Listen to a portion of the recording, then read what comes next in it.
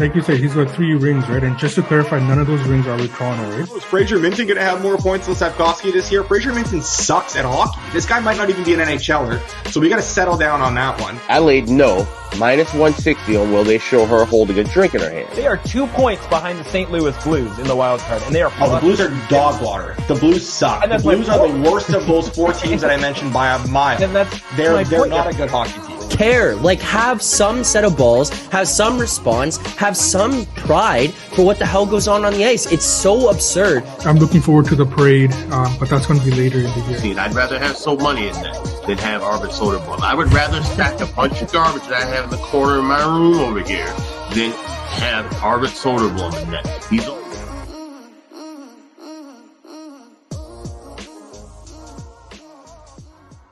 April 24th, welcome back to Edgework, presented by Pinnacle. I'm Zack Phillips, joined here on the 4-man panel for today by Rob Pizzola, Alex Moretto, and Matt Alber to help us break down tonight's games, recap last night's games a little bit here as well. Before we can get into any of that and answer questions from the chat, just want to remind everybody that if you haven't already, make sure to head on over to Pinnacle Sportsbook. Pinnacle is the world's sharpest sportsbook and now available in Ontario. You can find out what professional bettors have known for decades.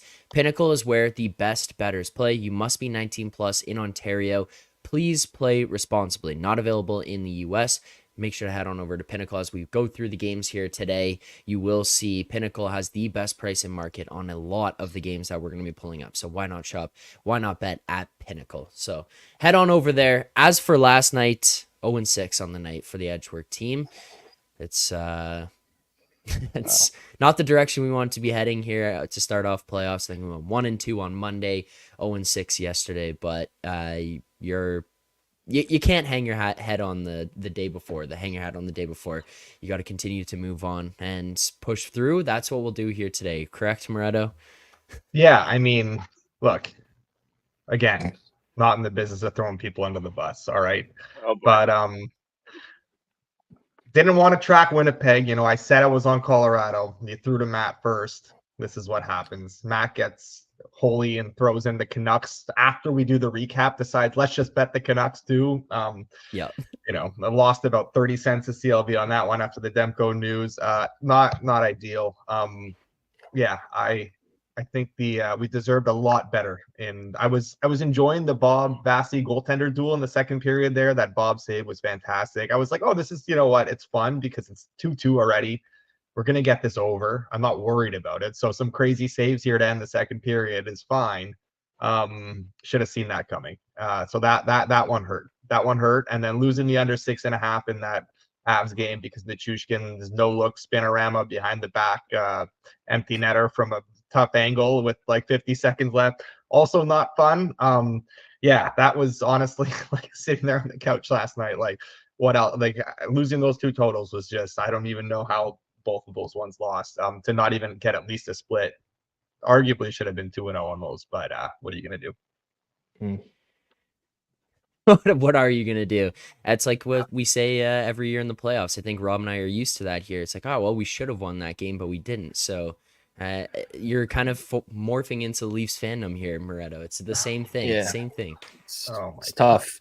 I hear 0-6. I figure, you know, somebody was sick and Alber did the show alone is basically all that comes to mind. I don't really expect that out of the Tuesday crew, but here we are Wednesday. And honestly, like we're in a tough spot now because I think a lot of the teams that we thought are going to win the series, at least in the latter 2 games tonight, are teams that I think across the board pretty much liked in round 1, and they've been juiced into oblivion for game 2. So it's not a good day to bet hockey for what pre-series positions we had.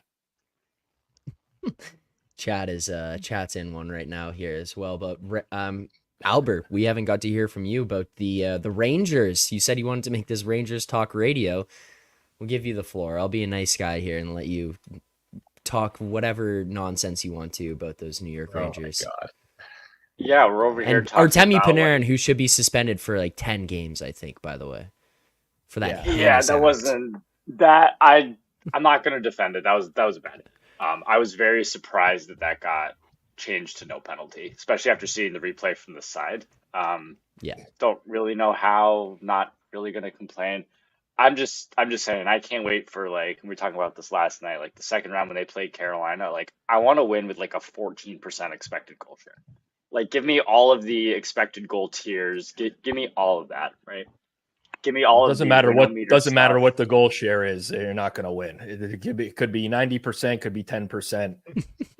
Canes are trucking the Rangers in round 2.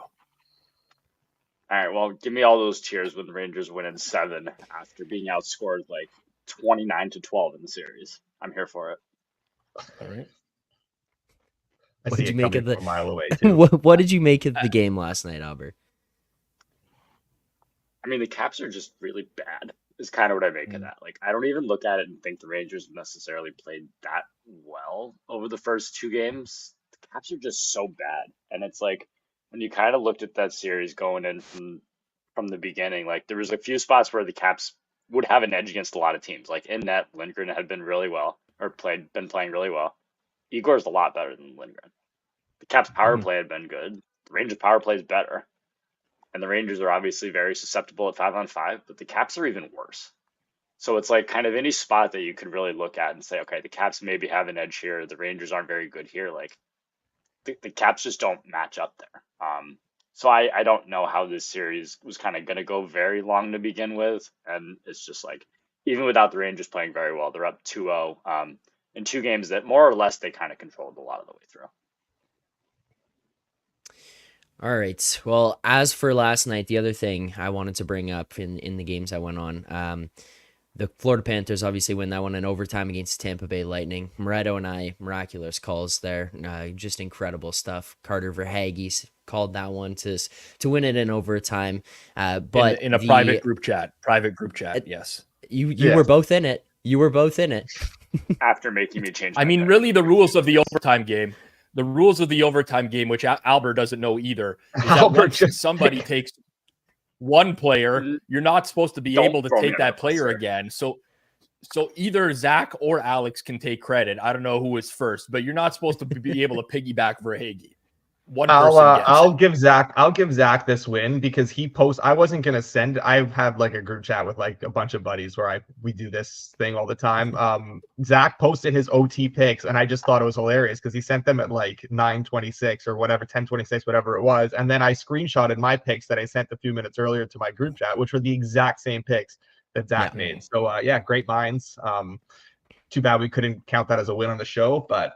What are you gonna do, you know? And no one ever explained the rules to me. And once I saw Moretto do it, I just took his example and said, you know what, it's fair game, and went at it. So that's that. I'm gonna call bullshit on that one. Was the Bobrovsky save, Rob, like one of the greatest saves that you've ever seen in the Stanley Cup playoffs? That thing was insane. Oh, without a doubt, man. Like I still couldn't believe it when I was watching. You know, there's sometimes in sports, there's like this thing that happens where a play happens and you're just in awe. You kind of just you can't even process what you've just watched. And that's how I felt on that save. Now that's happened to me before. Like there's some recency bias here, but like that's just absurd. Like he's not even facing the play. It's just like, I mean, that's nuts. That's just a pure athletic move from a goaltender who's caught way out of position, but ends up getting back there, and anyone can like blame the shooter and be like, oh, why did he put it on the ice? Why did he put it a little bit higher? Whatever. We hear that thing a million times, but he's just reacting quickly. It's an open net. He's trying to put it in the open net, and Bobrovsky made an amazing save. So for me, I know some people were saying the Aiden Hill save in the playoffs last year was maybe better. Whatever. Like they're both like A tier, like S tier, incredible saves. But to me, the Bobrovsky one is the best I've seen in a long, long time. And my God, that guy, like in the playoffs, because remember last year, he sucked in the regular season, right? Like that was the big thing. Is like, can the Panthers win with Bobrovsky? And in the playoffs, boom, flip the switch. This year so far in the playoffs as well. I mean, Florida's been better than Tampa, but he's had to make some pretty incredible saves, including that one. So yeah, that stands out to me as the best I've seen in a very long time. One final thing from last night, and I guess it's a bigger picture type of thing. Moretto, yesterday we see the news, Thatcher Demko out for last night's game and possibly for the remainder of the series. You were the person who flipped. You flipped from the Mereditors to the Canucks. Is there anything about this news, anything about what you saw last night that's maybe bringing you back in, bringing you back to the honky tonk? Honestly, no. And I think I'm gonna get involved still in some Canucks series prices today. I think they'll be fine. Like everything you've seen from these first 2 games, and this isn't a series necessarily where they will need Demko to be great. That's not where they'll have to rely on him. I think it's going to be in the next round, potentially round after that. Although this is concerning, the fact that he's not healthy right now enough to play. I'm not sure you can just snap your fingers and expect him to be back at full health next round. This is like multiple times that he's injured that same knee now. I definitely have a lot more concern over the long-term prospects of this Canucks team than I did, maybe a day ago. But I also think my Canucks in 5 might be dead that I said on the show yesterday. I'm pretty sure I killed Demko. So sorry to So Money and to Matt Russell for that one. But I'm not worried about the Canucks in this series. I still think ultimately everything we've seen from them, like they'll be fine. Yeah. I thought yesterday was a massive overreaction to the news. I think we saw it move about like 35 cents there throughout the course of the day. At some point there, I'm pretty sure everyone from Edgework decided they were going to become Canucks for last night's game. So that was an unfortunate result, but yeah.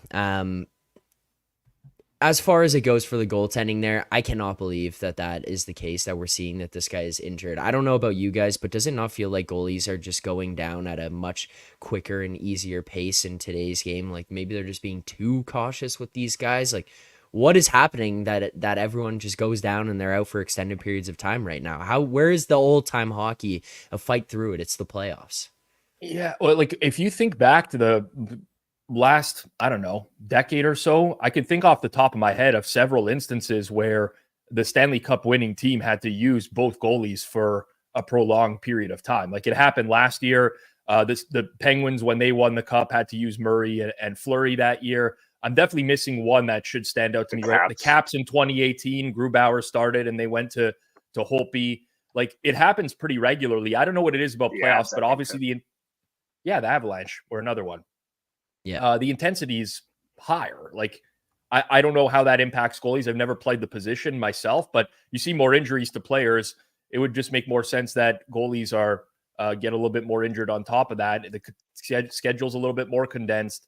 And like guys are going to the net a lot more than they are in the regular season as well. So I don't know what it is specifically, but goaltending depth is important. And we've seen it in past years because backups very often get in. Canucks aren't done. I mean, the Canucks played, DeSmith, whatever. Let in some goals yesterday. Canucks played fine. For the majority of the game, they were all over the Preds. And Nashville doesn't generate a ton of offense anyways. Like power play, some stuff from of all the teams in the NHL, you look up and down the lineup. I'm not suggesting they're not well balanced because they are. I think they're greater than the sum of their parts, but they don't have like elite goal scoring talent. The Canucks will be right in it, I think, for the rest of this series. They're the better team, and they just got to hope they can get a save or two out of DeSmith. But that's the nature of hockey. There you go. Sad money sports. Well, money. We call them no money last week. No money. No, yeah. What's worse, sad money? No. No money. You can't make your own nickname. It's like Costanza in Seinfeld, where he wants to be called T-Bone, and they call him Coco the monkey. You can't make your own nickname. So money. It's no money, not sad money. No money. Okay. Going forward. No money. All right. If you haven't hit the like button already, please hit that like button. Less than a third of the people watching right now have liked today's stream. That's just not enough. Hit the like button. Get it up there. This is Monday through Friday, 10:30 a.m. Eastern time. Free content we're doing here. Go live, break down the games, recap the nights before, give out picks, give out insight as to why we're looking at some of these games the way that we are. And tonight we got 3 games ahead of us that we'll be breaking down here, and we'll get into that right now. So let's start with this Leafs-Bruins game where we are seeing the Leafs number moving on the screen in front of me here right now as we go.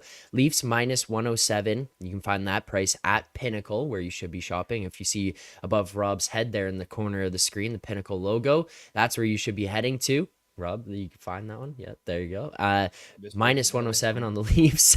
We see the Bruins plus 102 on some books, but you're also finding some, minus 105, minus 103, somewhere in that range as well, depending on what books you've got available to you. A lot of that obviously would come with the William Nylander news. It looks like he's going to be good to go, joining Calle Yarncroke and Pontus Holmberg on line rushes this morning. Rob, start with you. Thoughts on this Leafs game, the possible return of William Nylander, and where we're at with the price right now? Okay, so price is everything when you're betting on hockey, especially playoff hockey, right? So I'm wearing the Leafs cap. I'm a Leafs fan, for those that don't know. This is not, in my opinion, the time to bet the Leafs, because you got 2 things that are going to be affecting the price of this game. 1, Nylander back, and 2, that they played such a good game in game 2. And typically speaking, when that happens, the market tends to overmove. You will get Boston's best effort. I mean, it's the playoffs, and people say that and throw that around sparingly, but the back and forth in a series is real. Like, it happens pretty regularly, and people just forget about that. They're like, oh, this team played amazing last game, and they're going to just play amazing next game. It doesn't work like that. Teams tend to react. The Boston will go back. This is what the Leafs did. This is how we're going to counter it. Leafs are going to do a lot of the same because it worked for them. So I'm not a big fan of betting Toronto tonight. That's not to say that they can't win. I don't want to bet Boston, but just that's the way I approach these games. And when I eventually run the number with the Nylander update here, assuming that he's going to play, I'll probably arrive right around where this price is going to settle at. It's just that we're coming off what was a very, very dominating road performance for the Leafs. They played a game that I didn't think that they were capable of playing, if I'm being quite honest.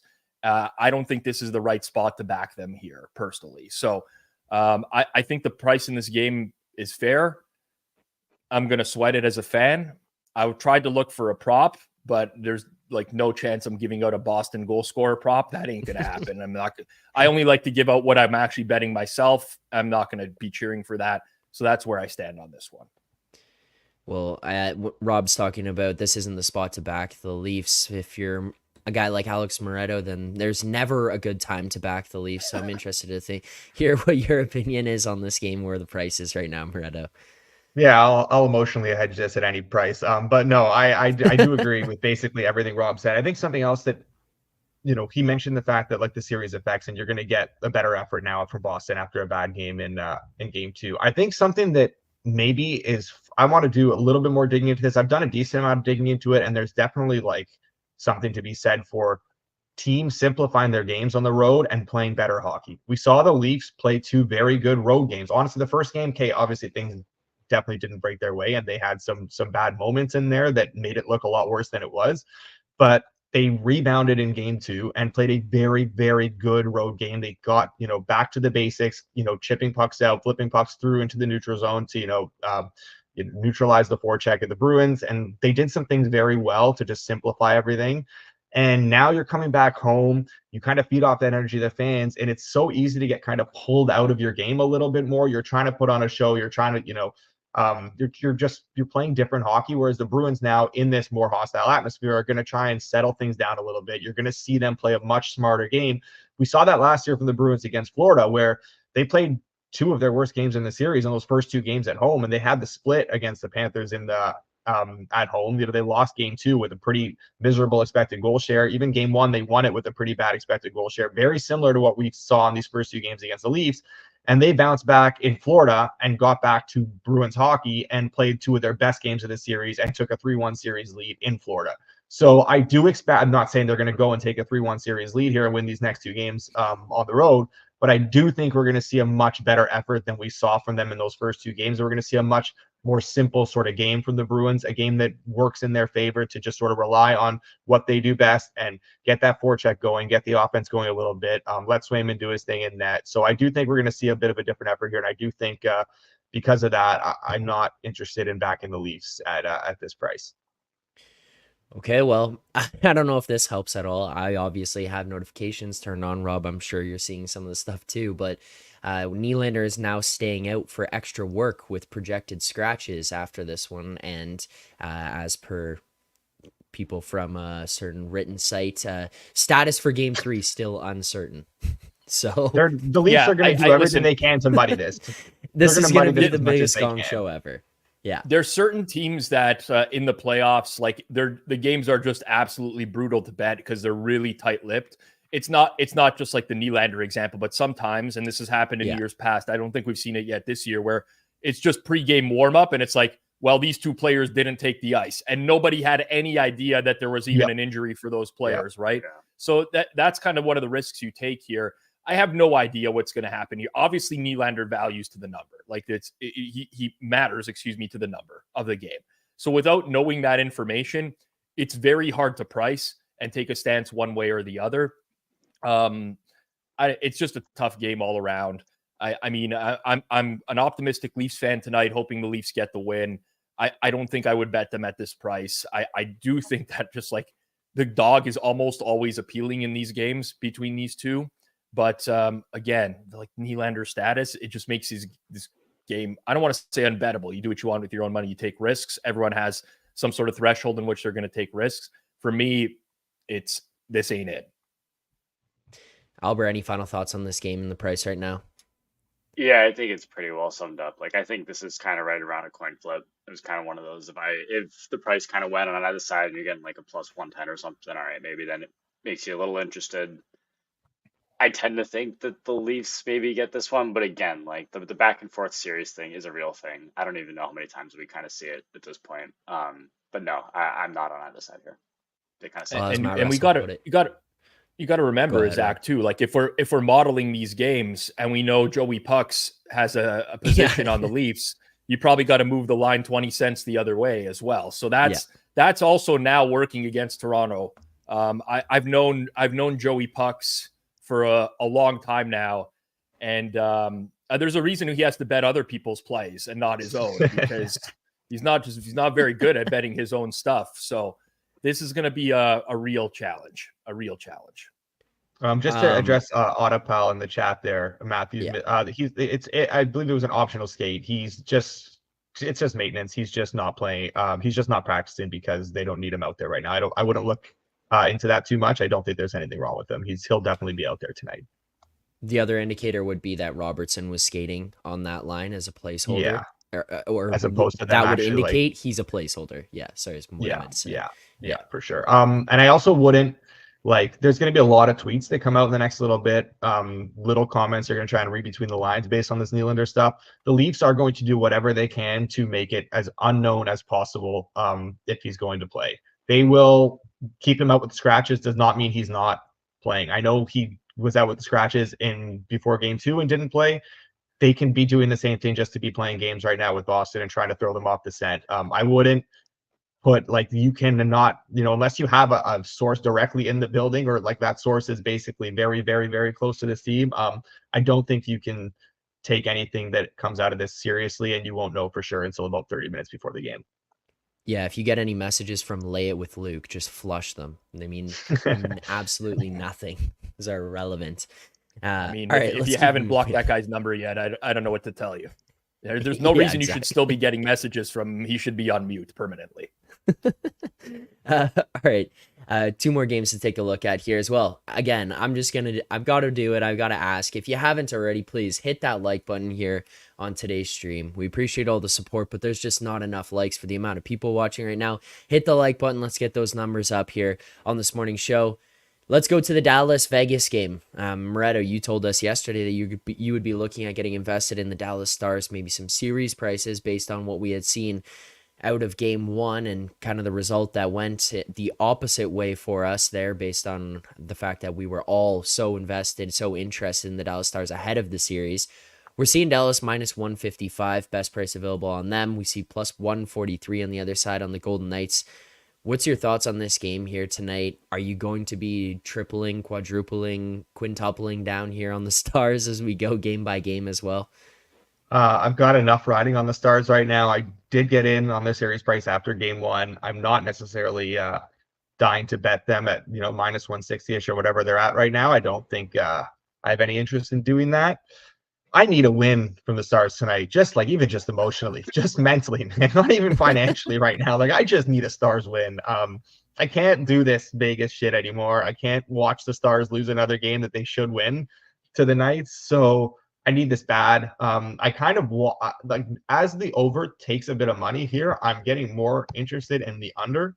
I do think that, I don't know if we'll get plus money 6 at one point, but if we do, I think I'll be quick to bet it. We didn't see a lot of offense in game one.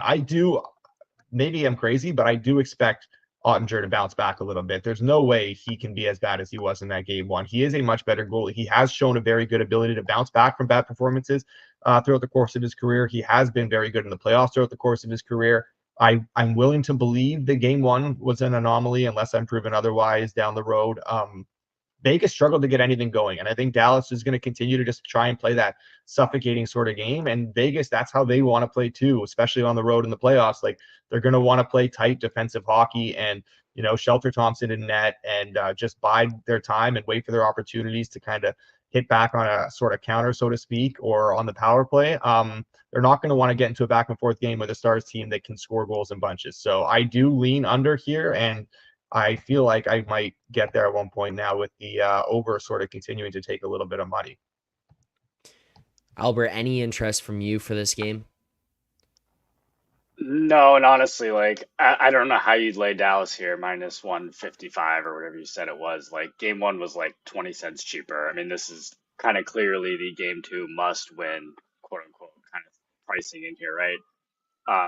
I did get on some Stars series after game one, but man, like, I'm just so tired of losing money on Dallas against Vegas. Like, I've had enough of it. I don't even want to know as a group how much it's been over the last year plus at this point.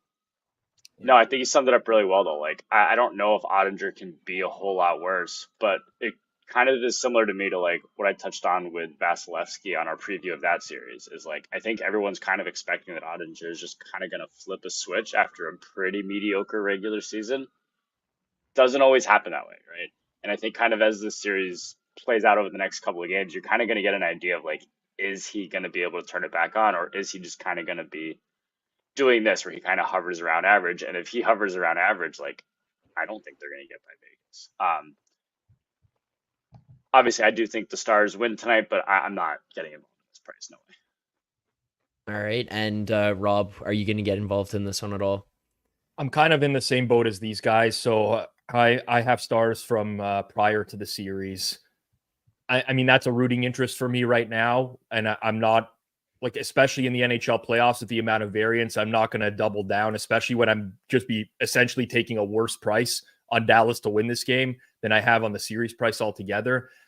There is like a series effect where Dallas's price should be boosted tonight because of the 0-1 down at home better team. So there's that. They did play a good first game. It was like the Jake Ottinger make a save challenge, and he couldn't make a save in like the first 10 shots. It was like incredible to watch. But I mean, I've kind of been concerned about Ottinger all year. Like, he does have the pedigree, but he's had spells this season where he hasn't been good.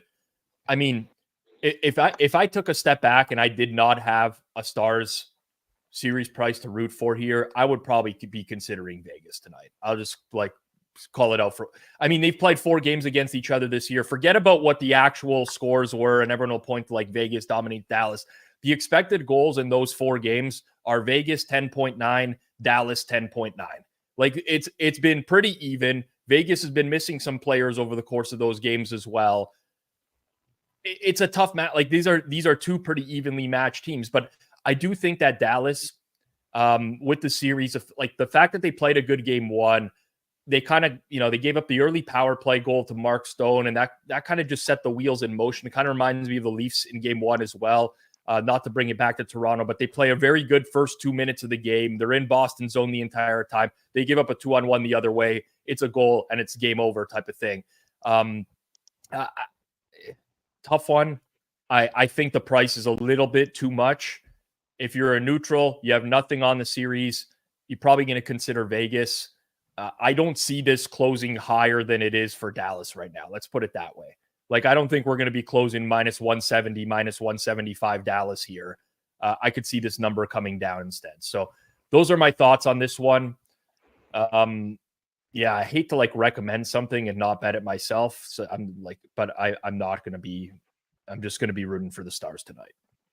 Yep, that's fair enough. All right, there you go. Another game broken down. We have one more on the schedule here tonight, and that would be out in Edmonton as the Kings host the LA Kings. We see the Oilers host the LA Kings. Sorry, the Oilers minus 175, the Kings plus 165. There we see totals kind of ranging here, but we're see some 5.5s expensive there, minus 140s, minus 143s pushing out. So we're seeing sixes for the most part in the for totals right now. Alber, start with you here in this Oilers Kings game. What are your thoughts on where the price is currently sitting at? Any bets for you in this game? Yeah, I mean, the only thing I've been looking at, just because it's moved a lot, is the under.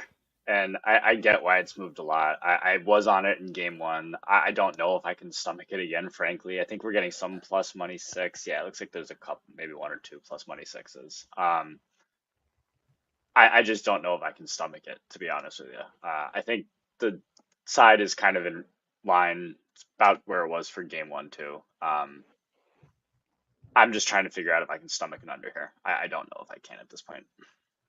Okay, well, Rob, what are your thoughts on where this game's lined at right now, all the way across the board?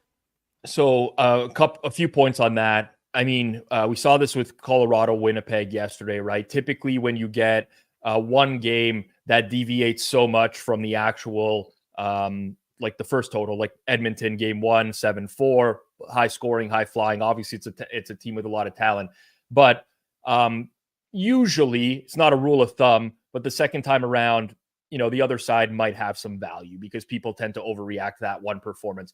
The thing for me is I will not bet the under in the Oilers game until I know the referee assignments for the game in particular, because if you get a penalty happy referee, say goodnight to that under, because the Oilers are going to score on the power play. It's just like what they do. So I kind of have to look at that before making a call there.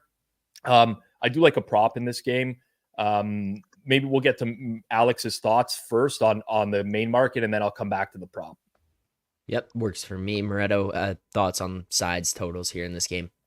Yeah, I really want to be able to give out a total or a side tonight, but I agree on the under, but I don't want to bet it right now. For a lot of what these two guys said, theoretically speaking, just looking at this matchup and how the series is going to kind of play out, I mean, the Kings are not going to be able to compete with the Oilers in a back and forth series. It's just not going to happen. They know they have to really slow things down. That's their only chance to win games, and they know how to do that. This team can muck it up. This team can make life difficult on the Oilers.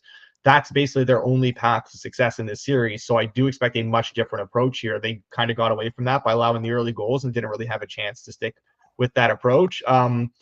But again, the Oilers are fine playing this back and forth game, and I feel like they're going to do whatever they can to not let the Kings pull them into that. And an early goal will throw things off pretty quickly. And then all of a sudden, if you do get that early Oilers goal, we're kind of screwed. If the Kings score first, though, I mean, looking at maybe a live under, something like that could be decent. If the Oilers score first, though, then I think that could be in for some chaos again. But yeah, I do agree that I think the under is the right side, but I'm not necessarily dying to bet it right now, just based on the fact that I think the Oilers are not going to let the Kings play the game that they want to play. All right, Rob, you said you got a player prop for us here in this game. It shouldn't come as a surprise. Anyone who watched the Oilers-Kings series preview, I talked about this as the best bet at the end. I'm going to stick to my word. I'm going to play it for the majority of the series. A lot of this was just focused on the way that the Kings will probably try to play the series. I mean, I don't think they can take McDavid and Draisaitl out of it no matter what they do, but that's going to be the emphasis, and it opens it up to other players, especially guys who get power play time to score. You obviously saw the Zach Hyman hat trick for me, Ryan Nugent-Hopkins is the guy to target because of his price. You could get him at 3-1 in game one. There's still a 3-1 out there, plus 310. So this would be a small bet, but this goes back a long time now, right? Since the trade deadline, Ryan Nugent-Hopkins only had 2 goals in 20 games. So people will be like, why the hell would you take a guy that only had 2 goals in 20 games? I thought he was extremely unlucky. I watched a lot of Oilers down the stretch. He found himself in very good positions, just couldn't buy a goal. He was basically shooting 3.5% since the trade deadline. And that's way, way below his career numbers. It's way below his season number. It's way below everything. Like his worst shooting season as a pro was 7.5%. And he was shooting way below that. So I'm going to keep riding this.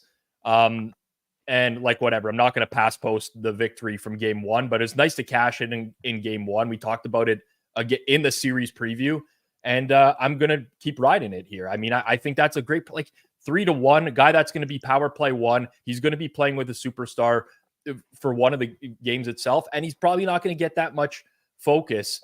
JH in the chat is absolutely correct. He's been missing the net a lot, but overall, good price. Team that scores a lot at home. Other guys in the lineup getting the focal points from opposing defense. So Ryan Nugent-Hopkins plus 310 to score a goal tonight. All right, there you go. And how would you want to play this unit-wise here, Rob? Usually with these, I like to play them to like win one unit. So we could go like roughly $30 on it, $35. And that would give us the 1 unit win. So let's go $30 on it and try to snap this losing streak with a 3-1. God, man. Let's end the losing streak that we're on here as a show, and 0-6 night last night with a plus 310 here on Ryan Nugent-Hopkins.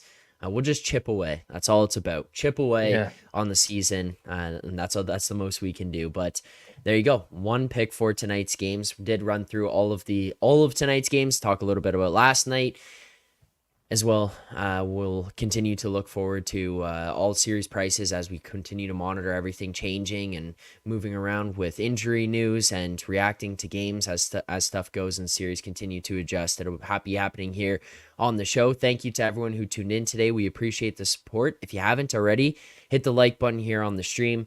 Just to recap today's picks, just the one, you just heard it.